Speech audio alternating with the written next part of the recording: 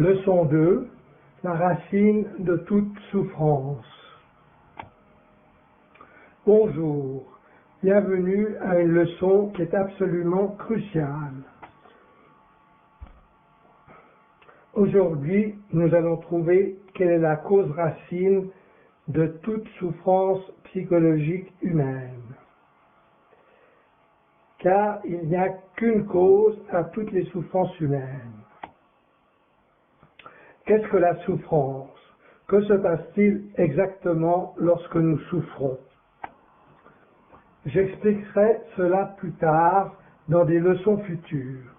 Je parlerai de la dynamique de la souffrance, de la mécanique, de l'énergétique.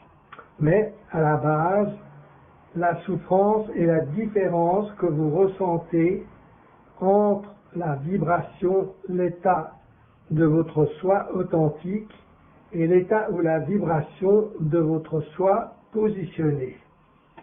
Soi positionné signifie votre soi inférieur ou votre soi physique, votre soi basé sur le mental, le soi basé sur votre personnalité, sur votre « je suis cela ».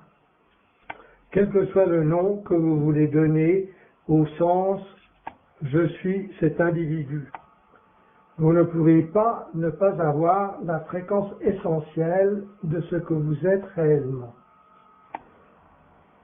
Si vous allez placer votre soi positionné très loin sur l'échelle des fréquences, de ce qui est possible, très loin de la synchronicité avec la vraie fréquence naturelle qui vous inonde déjà, en d'autres mots, le plus loin votre soi positionné se trouve de votre soi véritable, le plus vous allez expérimenter de souffrance, plus vous allez ressentir de la douleur dans votre expérience. Pourquoi le désir n'est pas le problème? Souvent, les gens identifient la souffrance avec le désir, avec la passion, avec le fait de vouloir des choses. Mais c'est une profonde incompréhension. Même dans les enseignements spirituels, même chez des maîtres spirituels très connus et très éveillés, je les ai entendus dire et proclamer que le désir est la cause de toute souffrance. Simplement, ce n'est pas vrai. Ce n'est pas vrai. Ce n'est complètement, mécaniquement pas vrai. Le désir ne contient pas un seul gramme de souffrance en lui-même. Il ne comporte aucune souffrance. Il ne contient aucune souffrance. Le problème n'est pas le désir. Le problème est l'idée que le manque existe. Donc, quelle est la racine essentielle de toute souffrance? C'est l'idée que le manque existe. C'est la croyance au manque.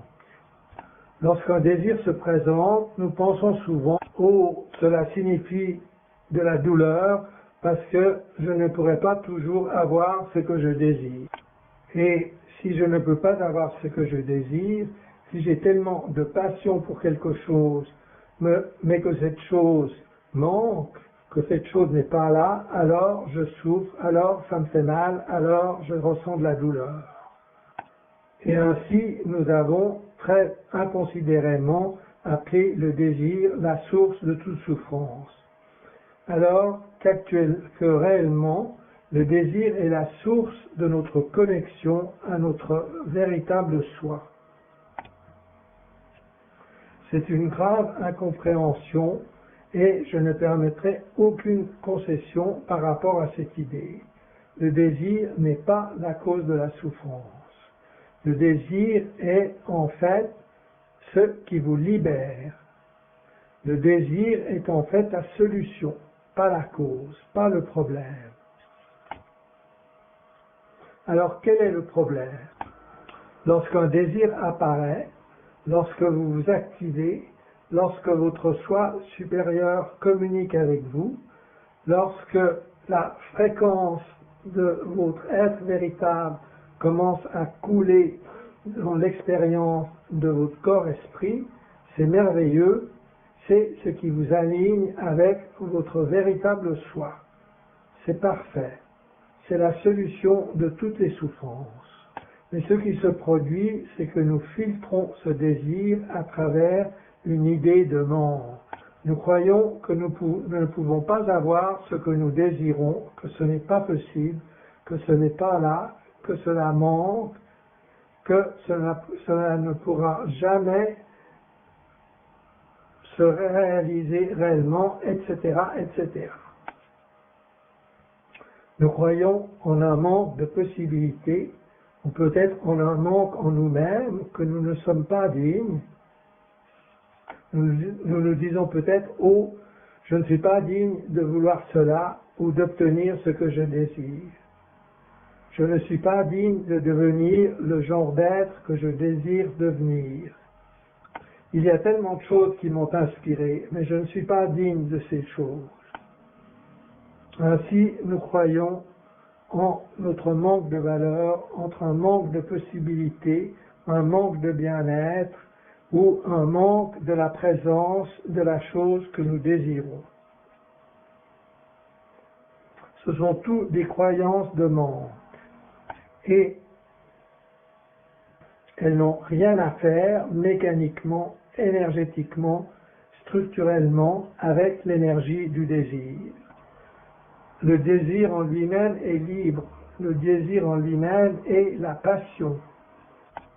Le désir est notre ligne de téléphone avec nos soi supérieurs. C'est la fréquence que nous expérimentons lorsque nous sommes réellement excités, enthousiasmés, lorsque nous avons vraiment de la passion pour quelque chose. Ainsi, laissons le désir être notre sauveur. Ne le laissons pas être un obstacle. Quel est votre obstacle? C'est l'idée que le manque peut exister. C'est croire dans la pensée du manque. N'essayez pas de nier ou de supprimer vos désirs. Faire cela est très très très très malsain. Parce que le désir, c'est la seule raison pour laquelle vous êtes ici. Désirer, créer, avancer, exprimer, rechercher, découvrir, partager. Toutes ces choses sont basées sur votre désir. Il n'y a pas d'autre manière pour vous de savoir ce que vous êtes supposé faire ici. Il n'y a pas d'autre moyen pour vous de connaître qui vous êtes, excepté à travers le désir, à travers la résonance, à travers l'excitation, à travers l'extase, à travers la passion, à travers la créativité, à travers l'inspiration. Honorer le désir et déshonorer l'idée de manque. Cessez de croire que le manque existe. Nous développerons cela plus précisément dans le futur. Mais maintenant, il est très crucial que vous compreniez que le manque n'est pas quelque chose qui existe et que c'est vraiment ce qui vous fait du mal. Si le manque existait, on se sentirait très bien à croire que le manque existe, parce que cela serait vrai. Vous voyez, la souffrance est causée lorsque l'on croit en quelque chose qui n'est pas vrai. Lorsque nous nous positionnons à l'écart de la véritable fréquence de notre être. Lorsque nous croyons au manque sous n'importe quelle forme, nous nous contractons, nous ressentons de la douleur, nous sommes blessés, nous souffrons. Précisément parce que ce n'est pas un véritable aspect de l'existence. Le manque n'existe pas. Quelle que soit l'apparence du scénario. Cela n'a pas d'importance de savoir comment vos parents vous ont enseigné à nommer cette expérience. Cela n'a pas d'importance de savoir comment les gens qui vous entourent nomment cette expérience. Le manque est une impossibilité fondamentale. Tout est possible sauf le manque. Ainsi, lorsque vous croyez au manque, vous portez avec vous une vibration d'impossibilité, quelque chose qui ne s'accorde pas avec la véritable fréquence de la nature de la réalité, de votre soi authentique. Alors vous souffrez, alors vous ressentez de la douleur, alors vous luttez, alors tout est dur, difficile et douloureux. Si vous abandonnez l'idée que le manque existe, alors vous allez cesser de souffrir. C'est vrai, si vous n'aviez aucune croyance de manque, quelle qu'elle soit, il serait absolument impossible pour vous de souffrir psychologiquement. Il serait absolument impossible pour vous de souffrir psychologiquement. Mais il y aura toujours des défis. Vous serez toujours amené à la limite de votre expérience afin de pouvoir continuellement étendre l'horizon de ce qui est possible et de ce que vous êtes vraiment et de ce dont vous êtes capable et de ce que vous désirez créer. Et il se produira toujours des contrastes dans votre vie entre ce que vous préférez et ce que vous ne préférez pas. Ce sont des outils étonnants pour ajuster votre vibration, pour ajuster votre vibration, la vibration de votre position, afin d'être en alignement complet avec votre véritable vibration. Mais de nouveau, sans manque, il n'y a pas de souffrance psychologique.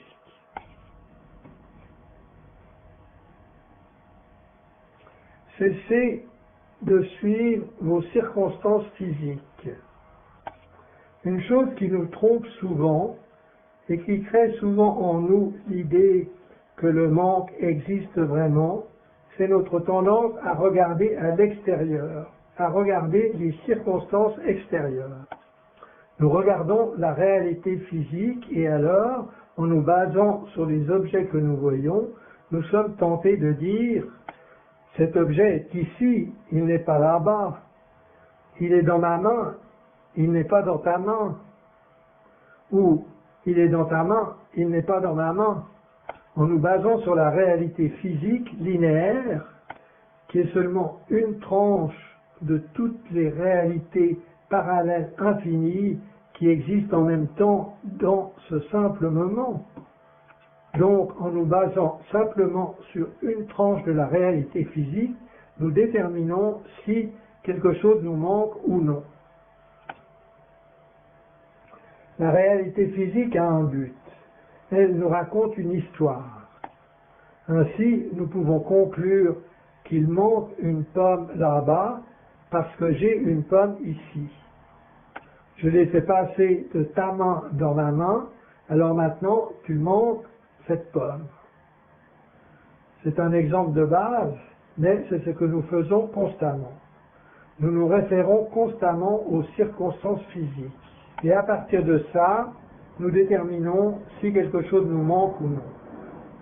C'est une faute cruciale. Notre focalisation doit devenir de plus en plus orientée sur le non physique. Pourquoi? Parce que la réalité non physique est beaucoup plus alignée sur la clarté de la vérité, de la nature de la réalité.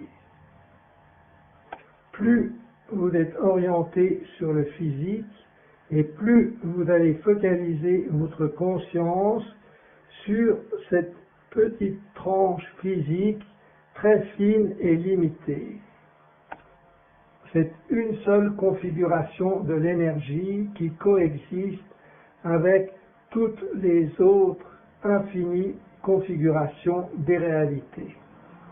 Et vous la laissez dicter votre réalité. Vous basez votre réalité seulement en cette petite tranche physique qui contient seulement un certain nombre d'objets. Sur cette réalité physique qui vous dit « si je vous donne cela, alors je vais commencer à manquer de ce que je viens de vous donner ». La réalité physique inspire l'idée que le manque est quelque chose de réel. Renoncez un peu plus à vous focaliser sur la réalité physique si vous le pouvez.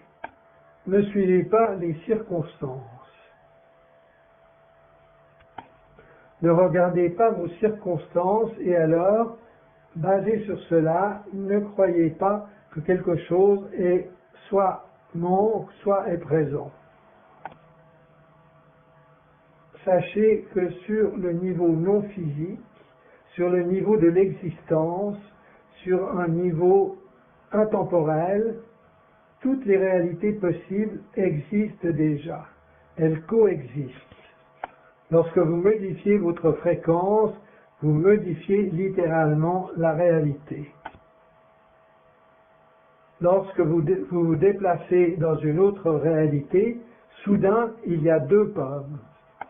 Soudain, une possibilité apparaît que vous n'auriez pas pu concevoir dans l'autre réalité. Mais parce que vous vous êtes harmonisé avec la vérité de votre être, l'abondance de votre être, vous ne perdez plus rien en suivant les circonstances physiques. Vous ne limitez plus votre focalisation au manque.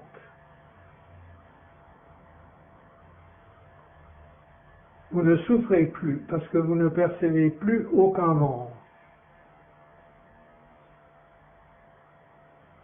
Et si vous ne percevez plus aucun manque, vous ne pouvez plus souffrir.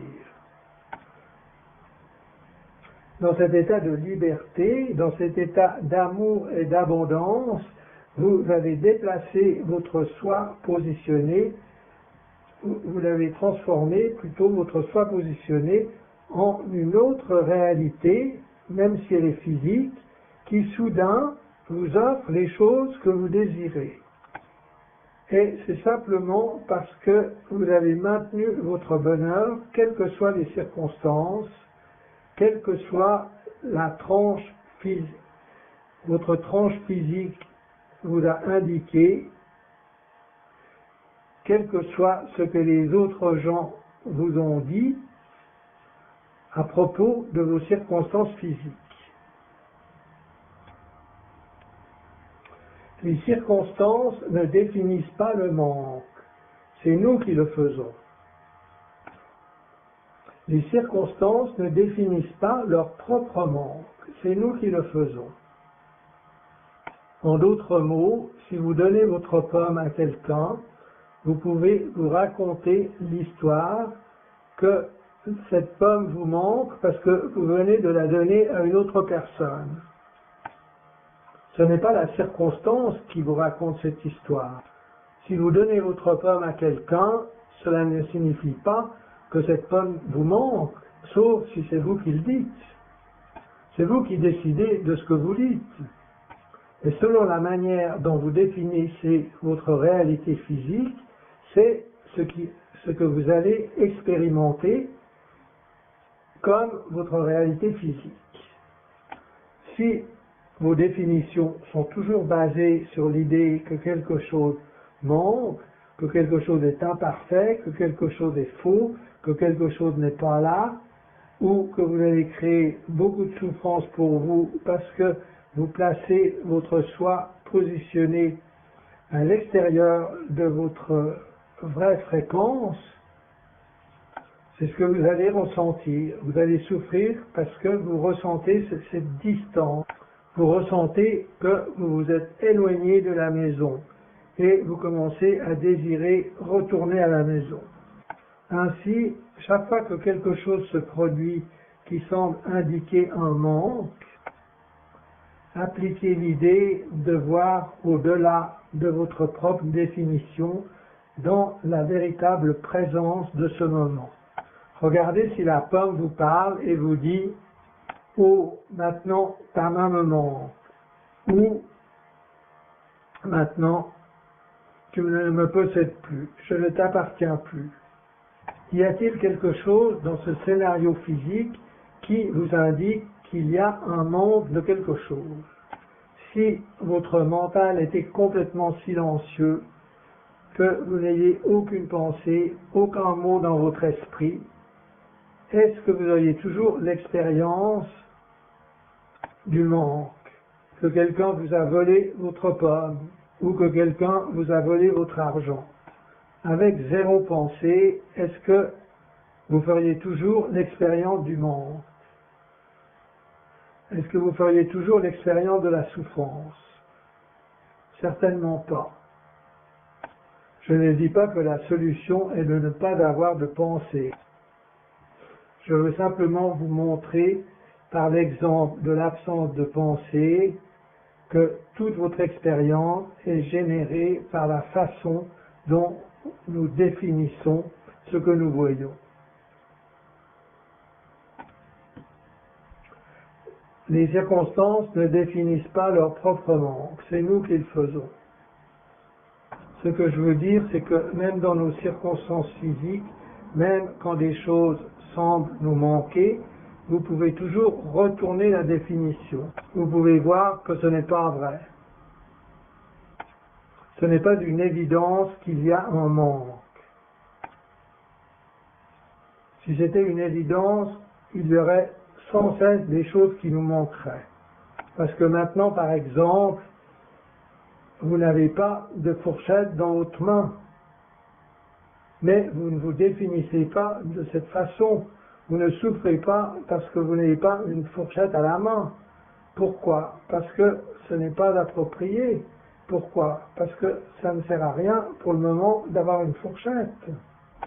Aussi, pourquoi voudriez-vous définir les choses qui sont importantes pour vous comme manquantes lorsqu'elles ne sont pas physiquement présentes dans une simple tranche d'une des réalités potentielles parmi lesquelles vous pouvez choisir?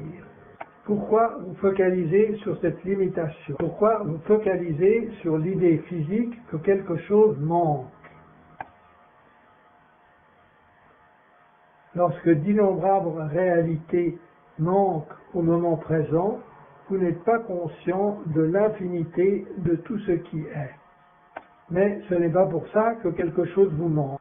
Cela signifie simplement que vos circonstances présentes sont celles dont vous avez besoin en ce moment. Mais essentiellement, structurellement, cela ne signifie pas qu'il y ait un manque. Et cela signifie ce fait vital que vous n'avez pas besoin de souffrir sur quoi que ce soit, à moins que ce soit vous qui le désiriez.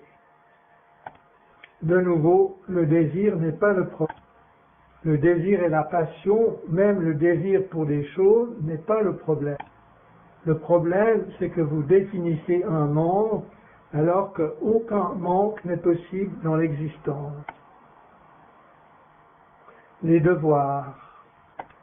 Votre devoir pour cette leçon est d'observer entre cette leçon et la suivante, mais c'est quelque chose que vous pouvez continuer pendant les leçons suivantes parce que c'est très utile. C'est d'être vraiment conscient chaque fois que vous croyez ou définissez qu'il y a un manque dans votre expérience. Chaque fois que vous croyez que le manque existe, vous allez noter une contraction, vous allez noter une lutte, vous allez noter une dépression, de l'anxiété, du stress. Chaque fois que vous notez un stress, de quelque sorte que ce soit, voyez comme vous pouvez le suivre jusqu'à une idée que le manque est quelque chose de réel. Je voudrais qu'il devienne très clair pour vous que le manque est la seule cause de la souffrance humaine. Je n'ai trouvé aucun type de souffrance qui ne soit pas causé par une croyance au manque. Limitons cela à la souffrance psychologique pour éviter des débats intellectuels et spirituels. Bien que mon affirmation s'applique aussi à la grande majorité des souffrances physiques, qui sont aussi causées par une croyance au manque. Mais mettons cela de côté pour un moment et focalisons-nous uniquement sur la souffrance psychologique. Ce que je voudrais qu'il soit complètement clair pour vous, expérimentalement dans votre vie, dans votre esprit, et de voir dans votre vie quotidienne, dans l'action, comment chaque fois que vous créez de la souffrance, c'est parce que vous définissez qu'il y a un manque de quelque sorte que ce soit. C'est un manque qui peut exister maintenant. Quelque chose manque. Ou qui peut venir du passé. Oh, j'aurais dû choisir cette autre option. Ça peut aussi être dans le futur. Si je ne continue pas à faire ce travail stupide qui ne résonne pas avec moi, qui ne m'excite pas, alors je manquerai d'argent dans le futur. Aussi, je vais me contracter, je vais jouer la sécurité et je vais continuer mon petit travail. Je ne dis pas que ce soit quelque chose de mal. Vous devez honorer votre système de croyance jusqu'à un certain point et nous verrons plus tard comment nous libérer de ces croyances limitées. Mais pour l'instant, tout ce que vous devez voir très clairement, c'est que chaque fois que vous souffrez psychologiquement ou physiquement, et par physiquement, je veux dire énergétiquement, comme lorsqu'il y a une contraction physique, recherchez s'il n'y a pas une pensée du genre de « Oh, si je fais cela, alors quelque chose va manquer » ou « Si je ne fais pas cela, alors quelque chose va manquer ». C'est toujours basé sur la croyance que le manque existe. Soyez conscient de cela. Devenez conscient de ce qui vous fait mal. Cela vous fait mal parce que ce n'est pas vrai. Cela vous fait mal parce que c'est une perception fausse. Parce que c'est une définition fausse. Parce que c'est une définition qui n'est pas alignée avec ce qui est vrai. Lorsque cela se produit, c'est parce que vous vous êtes éloigné de la fréquence de votre essence. Vous vous êtes placé à l'extérieur de vous-même. C'est cela qui vous fait mal. Les circonstances ne pourront jamais vous faire de mal. Ce qui vous fait mal, c'est votre croyance que quelque chose manque. Et cette croyance, vibratoirement, n'est pas en alignement avec la vérité de la réalité. C'est pourquoi cela fait mal. Parce que vous vous distancez de la vérité.